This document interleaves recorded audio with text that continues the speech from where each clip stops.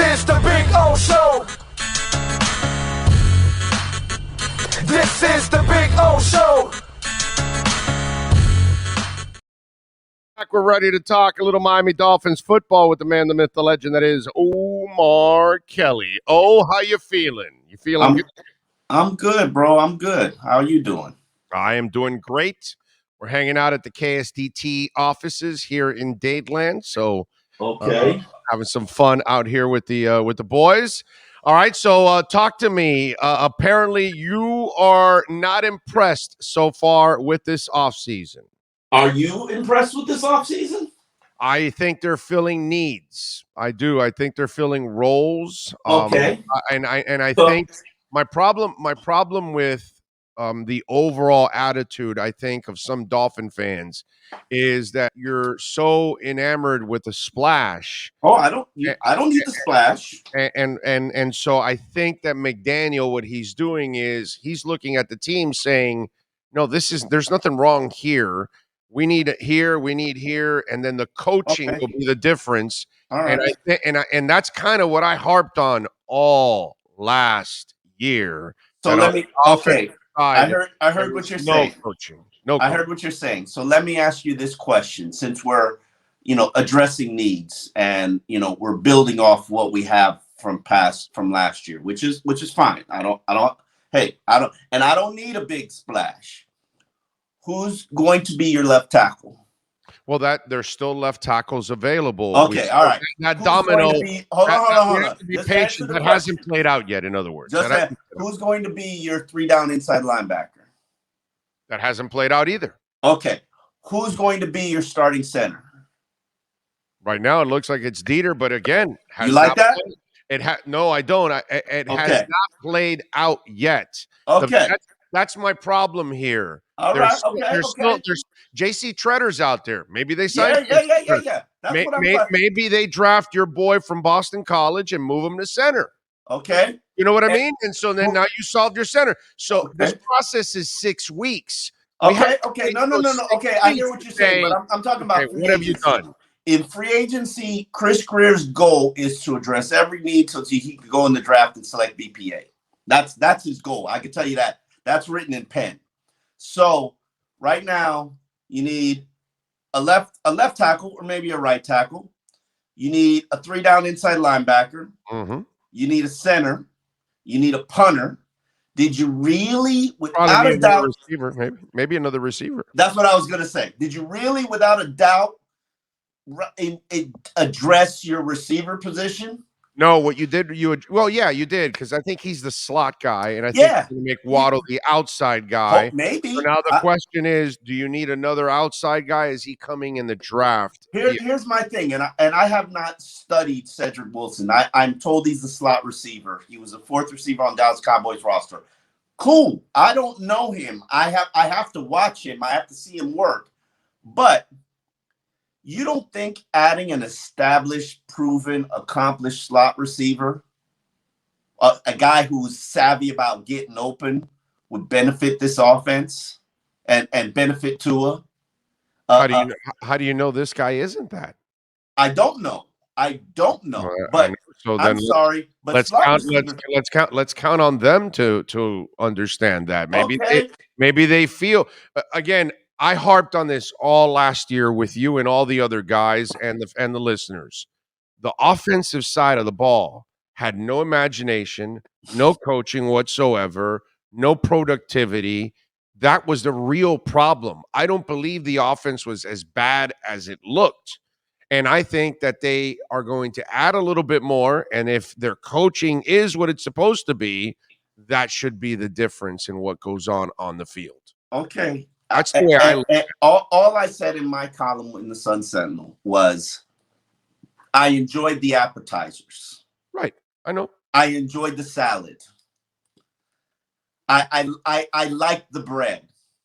Okay, I'm ready for my entree now.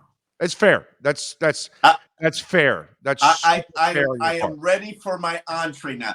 This free agency feels like you had the most cap space in the NFL, $63.5 million coming into the process. Mm-hmm.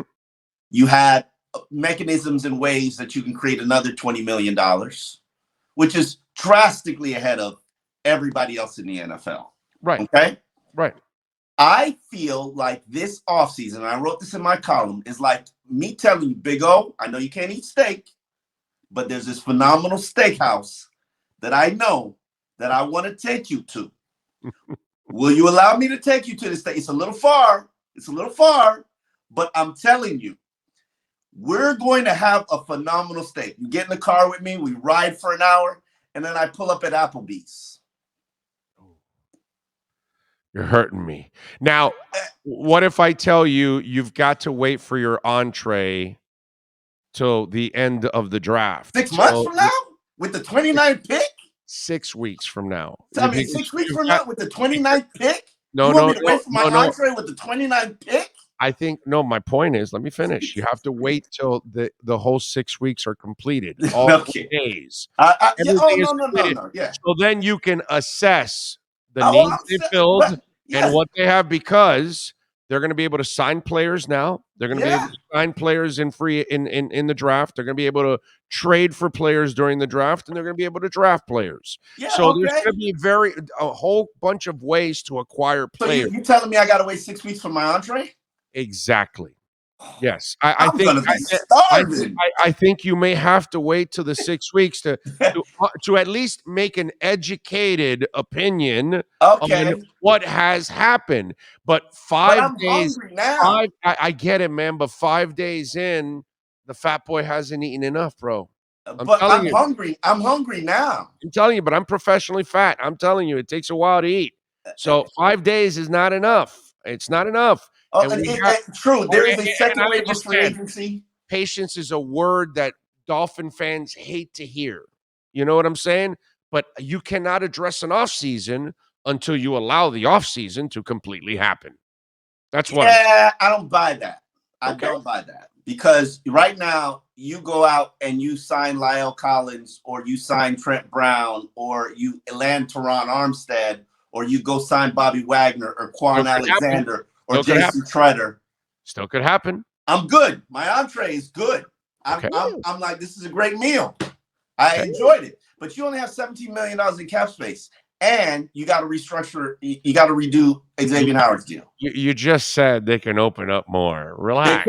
They can. So why are you panicking? You're the guy that says the cap is monopoly money, right? Didn't the New Orleans Saints prove to you the cap is monopoly money? No. They'll pay the piper eventually. One day we keep saying they will. They're going to have to. But I know. But you have to understand what the Saints are doing too. Their team is a playoff team. So they're trying to hang on. They're trying to hang on for dear life because they have a playoff team. If they can get a damn quarterback and straighten it out, they have a playoff team. I don't agree with that. Maybe it's a playoff team with Sean Payton. I don't agree that they're a playoff team. But listen, that part I agree with you on the Sean Payton side. But in their eyes, they have the talent to be a playoff team if they have the right quarterback. I don't think it's hard to argue that point. As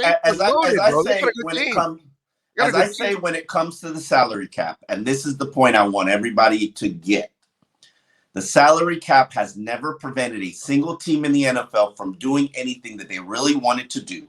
What they do use it as is an excuse to justify moves that they don't want to make, or an excuse to shake down players. That's its only purpose. No. Eventually comes a year where when you're paying so much. I've been waiting for that year with the New Orleans Saints for over a decade. And it's coming, bro. The Dallas Cowboys and the Washington Redskins had to do it too a few years back, and one of them got penalized for cheating after that because they had to tear their team back. I think both did. No, both of them had but I think only one was violating the cap and got busted. The other one didn't. But both had to it's going to come for New Orleans in the next year or two or three. They're going to have to do it, and they're going to have to freaking tear it all down. I thought it would be this year. And they found the way to Omar, their team is good. Their team is good. They feel like they have a chance if they can hang on. But you are right. Do they have the right coach, and do they have the right quarterback? Agree with that. I don't agree with their team. Right. Well, if you have the right coach and the right quarterback, the Saints are a playoff team. I believe that even if they landed Deshaun Watson, I think Miami still might beat them. So I don't know this good you I'm, talk I'm about. not, I mean, that's a good team, dude. That's a good, Where? With what? that defense is good, dude. Man, please. That defense, half of them are free agents right now. This minute. Well, no, I know. That's what I'm saying. That's what they're trying to hang on. They're making all this cap That's space. part of the conversation, Omar. They're trying to hang on to their team so they can, because it's a good team. But if they don't have the right coach and quarterback, they're not going to get over the hump. But in their eyes, that's what they're trying to hang on to, is what I'm saying. That's all. But eventually, they're going to have to pay the Pied Piper. One day. But going back to the Dolphins. Going back to the Dolphins. Let's go back.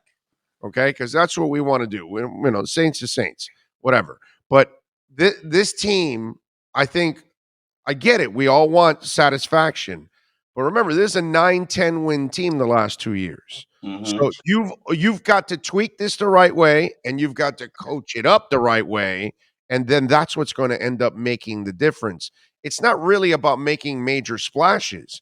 It's also about your young players making improvements also. I don't like that. Laquan and that's part of the game, Omar. I get it. But that's not Chris Greer's job. That's the coaching staff's job. Chris Greer's job is to improve the roster.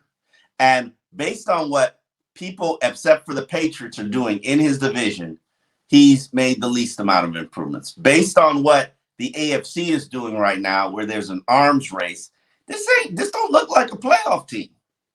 When you stack it all up, it don't look like a playoff team. That's not Mike McDaniel's job. If it was coached better, it would have been a playoff team last year. Touché. So you're leaving. You're only thinking players are the difference. No. I'm thinking you're not adding them. You're not adding if the coaching staff. And by the way, we still don't know if the coaching staff is the difference maker, but that's kind of what they were hired for on the offensive side, to be the difference maker. On defense, you stayed status quo. Let's hope you brought everybody back. So if your offense is better, if you can run the ball, if you can maintain possession, if you can score more, then automatically your defense becomes better too, even bringing back everybody. I don't buy that. Okay. I can't, I won't, because the guy that was responsible for the turnaround, the two guys that were responsible for the turnaround of the defense last year, they're both gone. I don't buy that. Who's responsible for the turnaround of the defense? Flores and Gerald Alexander. I don't buy. Yeah. So wait a minute. So you give Flores credit for turning it around, but you don't give him any credit for burying the team in the beginning of the year at 1-7. Yeah. For Absolutely. putting Jaden Phillips in coverage, for putting Baker at middle linebacker, right? Listen. Baker kind of is a middle linebacker. But that's really convenient to give Flores credit. I never took away blame. When did I take away blame from him? And the schmuck cost you the playoffs in the first half of the season. When they finished as the 18th best defense in the NFL. But you know what the change is at the midpoint of the season? They took away responsibility from your new defensive coordinator. And they said, okay, we're going to do what we want to do, what we think is best. And, you know, that. So you're saying the defensive coordinator currently right now is a liar. How long have I been saying that? Okay. All right. Because it's not a new He said he made all the calls. Yeah, okay. Listen. Well, he said he made all the calls. I didn't see Gerald Alexander come out and deny it and say, no, he's wrong. He lied. I made all the calls. Gerald Alexander never said he was making calls. Gerald Alexander got moved to the box to be the eyes in the booth for Flores, who I don't think was it the eyes that helped him call on those flags? Because boy, that wasn't very good on the job. That's a different individual's job, and that individual is very respected in his field, and it just didn't pan out here. Okay, move on. He was respected in his field. Yeah, he's doing the job now in Chicago. He better get some glasses. Wow. He better. I don't know, man. If there's an eye doctor somewhere, please help out whoever was trying to help Flores out with flags last year, because my man. Listen, let's talk about the talent on the field. Yes. Your center, mediocre. Your left tackle, mediocre. You need to add another pass rusher. Your inside linebacker, mediocre. Your nickel cornerback, average. Yeah, but the off season is 5 days old. Okay, yes. And that's what I'm saying to you. This second wave of free agency, my entree better be more enticing. It has to get better than this. It has to. Because if this is what you're looking at and you're saying, yes, I'm building you a team that's going to be a perennial playoff contender, I say fiction. And you got to say fiction too, Big O. You can't bank on better coaching, player development. We banked on player development last year. How did that turn out? Hey, listen. How did that? Half again, of them regressed. That's because I blame the coaching. Half The bad coaching. Hey, Omar, as I said last year, and I'll continue to say, that's the worst offensive coaching staff in the history of the Miami Dolphins. No, Cam Cameron's got you. Cam Cameron's got you beat. No. Cam Cameron's got you beat. No. No. They were in a bunch of games, in those games at least. These guys were the worst offensive staff I have ever. Are you crazy, Big O? Yeah, come on, you're talking out your booty hole now. Listen, Cam Cameron wasn't in shit, number one. And number two. Yeah, but at least Cam Cameron was hired in other places. Nobody's ever hired these guys to be anything on offense. Listen, they were in all games except for last year. They weren't in Tampa. Yeah, when they played real teams. They weren't in Buffalo and they weren't in Tampa. That's 3 games they weren't in. Most of them came down to fourth quarter games, fourth quarter losses. 1 where the defense fell, 2 where the defense fell apart, in Jacksonville and Atlanta. Come on, man. Let's be. Yes, they were a bad, poorly coached offense. Oh. They were disaster on the offensive line. Players regressed left and right. They had a ton of injuries. But trust me, Cam Cameron, and Adam Gase had worse coached offenses. They were all right. Like Adam Gase had 1 winning season, and then the rest was trash. Yeah, I know. So that's your boy. Come on, man. Me and Adam ain't boys. There are a dozen media members who talk to Adam Gase on a regular basis to this day. I have not talked to him since he's been fired, but he's my boy. Leave Salguero alone, okay? Stop. Listen, it ain't just Salguero. Listen, and listen. Don't do that, because Armando, I wish him well. I recently learned about his health concerns. We love Armando, but I know Armando's a big Gase guy. You know that. I mean, come on. Armando's a big who helps me guy. Like but I know he had him and Gase had a lot of run-ins. Him and Gase had a lot of run-ins. He loves Gase. He's a big Gase guy. No, he's not. Stop it. You just trying to create mess. You just trying to be messy. Yeah, there's nothing wrong with that. Just have a little fun with that. All right. So at least are you hearing, because it seems like the Watson thing is like the domino effect to everything now. And if he goes to Atlanta, do you feel that Miami will have a shot at Teron Armstead or the other tackles that are waiting for Teron Armstead to make a decision? What do you think? It kind of feels like Miami is in the race for some tackle. I agree with you, but I don't think. I'm sorry. If I have a contract waiting for you, it's desirable, it's appealing, it's high, and you make me wait for 6 days trying to figure out what you want to do with your old girl. Well, Omar, that's several teams are waiting for the whole Watson thing to then have the whole domino effect. That's cool. But that's a lot. It's not just Miami, dog. Be your rebound choice. You have no choice. That's this world, my brother. I mean, whether Baker Mayfield likes it or not, he was the rebound choice. When I shoot my shot, and the difference is that Matt Ryan understood it and said, all right, man, I get it. You're going after him. If not, whatever, I'll push back my bonus and everything. Listen. Notice Baker. how Matt Ryan is working with Let me them. defend Baker for a minute. Let me defend Baker for a small minute, okay? Just a teeny tiny minute. Baker put out a Dear John letter to Cleveland because he didn't know what was going to happen. Cleveland has not been committed to him. They don't really like him. They're just on the 5th-year option because they really got no better choices out there, right?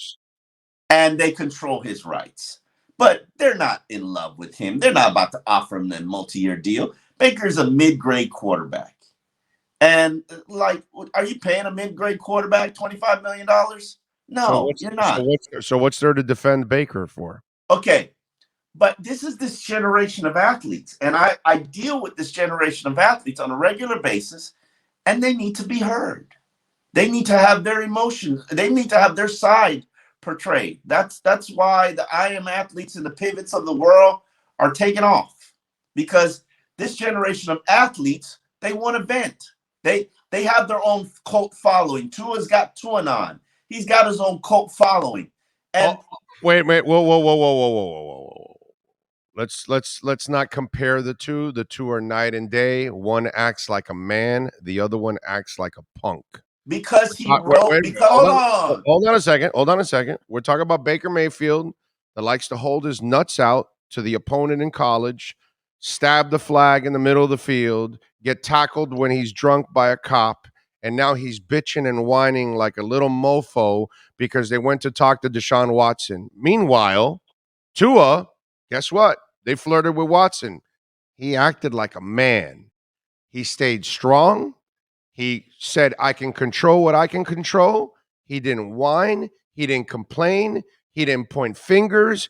And guess what? He manned up and understood what was going on and said, hey, man, I'm just going to take care of my business. So let's not compare a man in Tua and a punk in Baker Mayfield. Is also not in position to get a multi-year contract that my team is not offering me. If you don't love me enough, Matt Ryan, you're also flirting with Deshaun Watson. Is he losing his lunch? And he has brought the Atlanta Falcons a lot over the years. That's a grizzled veteran, man. And he is their most accomplished. A totally different generation of a player. But he is the most accomplished quarterback in Atlanta Falcons history. And he's handling the business like a pro, because it's a business.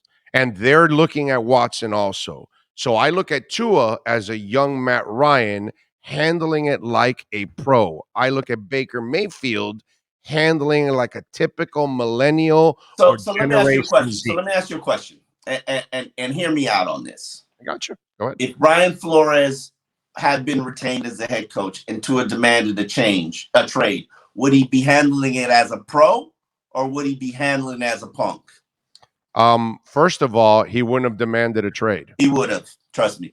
Well, no, Lee Steinberg might have demanded a trade. Okay, you're semantics right now. Baker didn't demand a trade. His agent demanded a trade. So, but Baker put out an IG, dude. He just Baker put out an IG. He just put out an IG and took out. He's the guy that went and trashed. Baker did not demand a trade. Duke Johnson trying to get a contract. He's the guy. Answer the question. If Tua had demanded a trade because Flores was still the coach here, would he have been a man or would he have been a punk?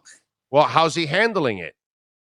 You're not answering the question. No, he put out a statement saying that Miami. First of all, you're going through a hypothetical. I'm just asking you a question. Don't dance. Don't tap dance. No. Direct and answer the question. There's no tap dancing. You are tap dancing. No. There's no reality behind your question. Okay, I live in reality. Reality is Baker Mayfield's acting like a punk. I am giving you a hypothetical scenario. Always acts dance.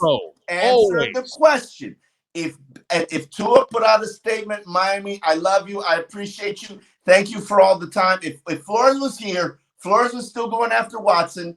Tua puts out a statement about he loves Miami, Then his agent demands a trade. Now that you've thrown every hypothetical at me and I threw it right back at you, would he be a man or would he be a punk? Oh, he's always a man. This is the business of the NFL. No, it's the business of the NFL, but Baker is handling his business. I will go by track record. I will go Baker by the way, is handling his business. I will go by the way Tua handles things. This is the time and the season to handle your business. You don't want to put a ring on my finger? Well, I want to go find another team that'll put a ring on my finger. You can find another team with class, the way Matt Ryan will end up finding another team and move on. So, you know so Baker putting out a statement that I love and appreciate you, Cleveland. You've been important to me in my life. I thank you for everything that you've done. I don't know what's going to happen next, because that's what he said. And he also said this isn't a message with any ulterior motives behind it also. And then his agent demanded a trade. And then his agent demanded a trade. And you remember, this is the time of season that you do business in the NFL. It ain't personal, it's business. This is the same guy that got into Duke Johnson's business when he wanted a new contract. You want to keep bringing up the old stuff. What I'm bringing up to you is the track record on how Baker Mayfield has handled his entire career, my brother. And that arrogance and that charisma, it got him selected number one. The moxie, the arrogance, the charisma, the persona. And a failed number one, and it's a failed number one pick. It is. It is. But I listen. If the Dolphins could have gave up their whole draft, made a mistake doesn't mean it's a good mistake. Hey, you know what I'm saying?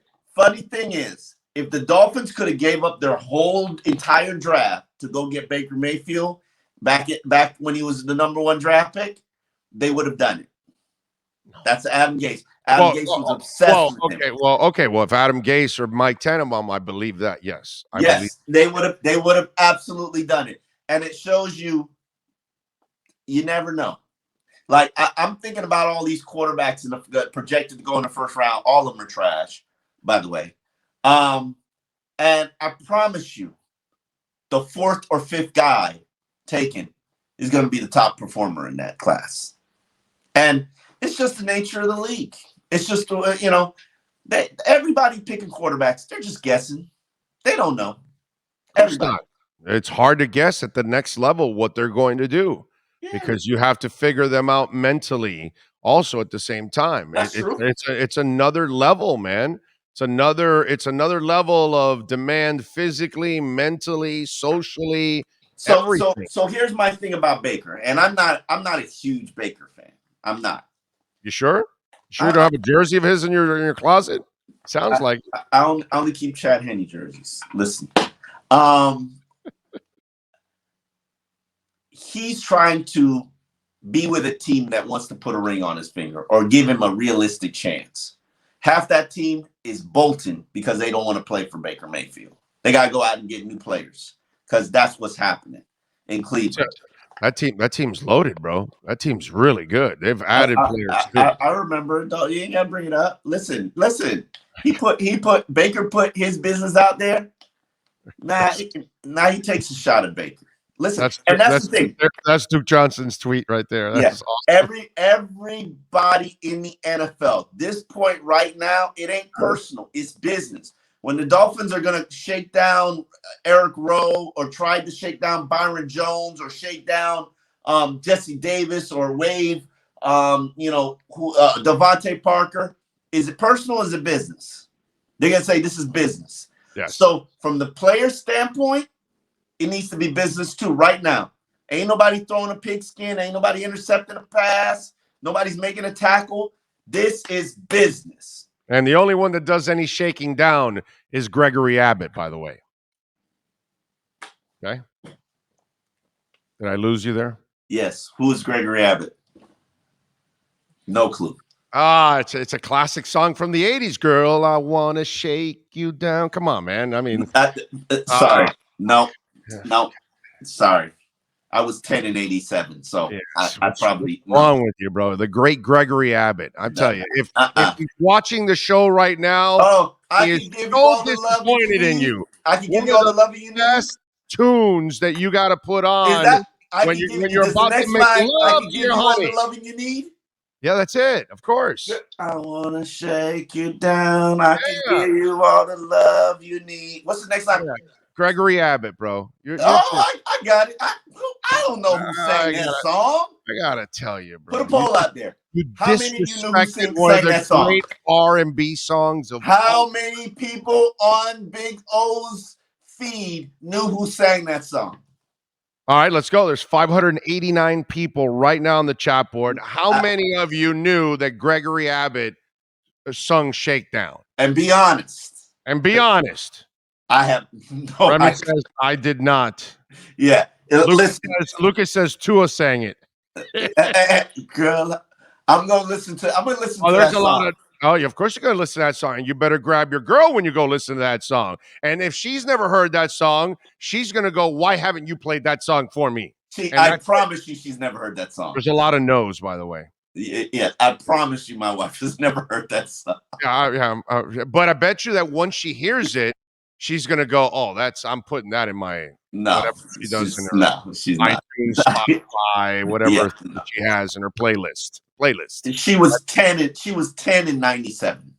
Hey, bro, it doesn't matter how Gregory Abbott doesn't get old for anybody, bro. Shakedown is a song. I'm gonna text her to see if she knows the song. Okay, send her the video. That would be easier. Yeah, come on, man. I can give you all the love you need. Loving you need. Come on, bro. Yeah, I'm trying to remember what the next song. Girl. Although Debo's telling you the song sucked, Omar. From far across the room now, baby. There you go.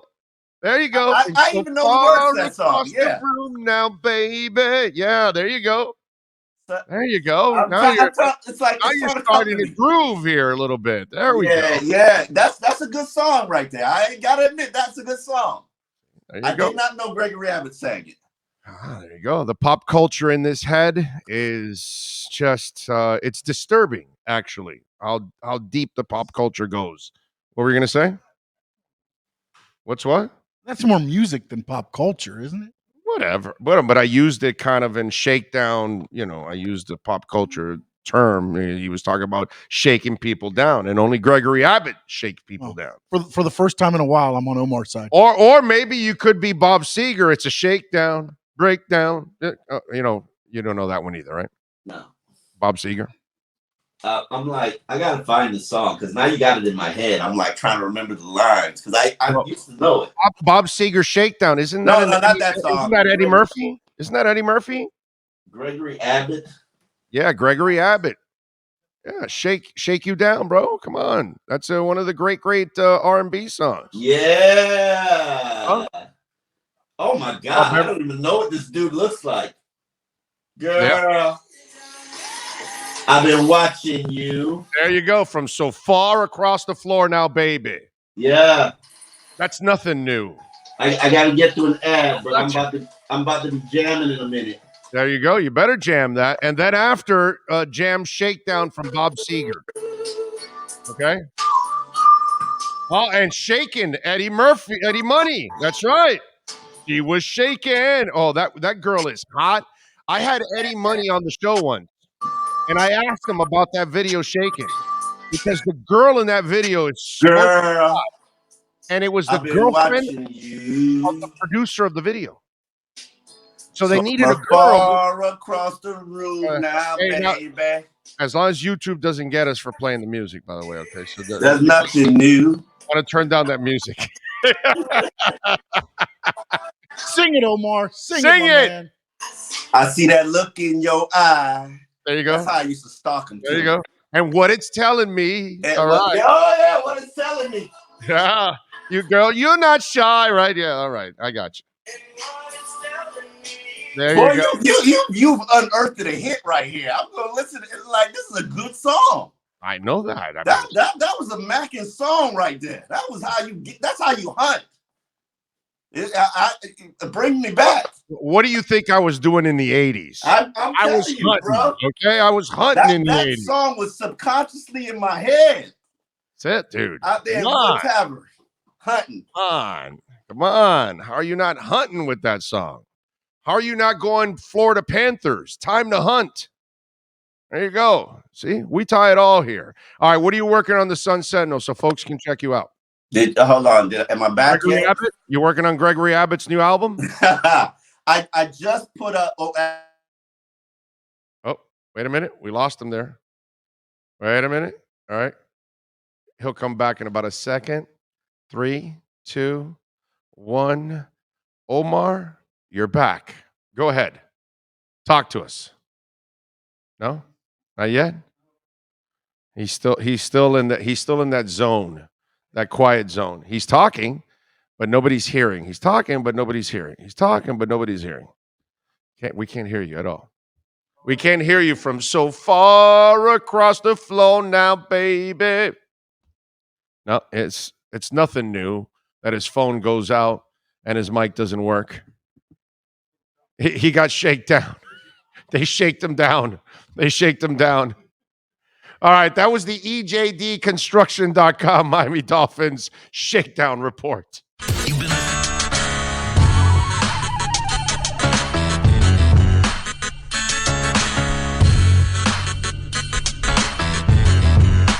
This is the Big O Show.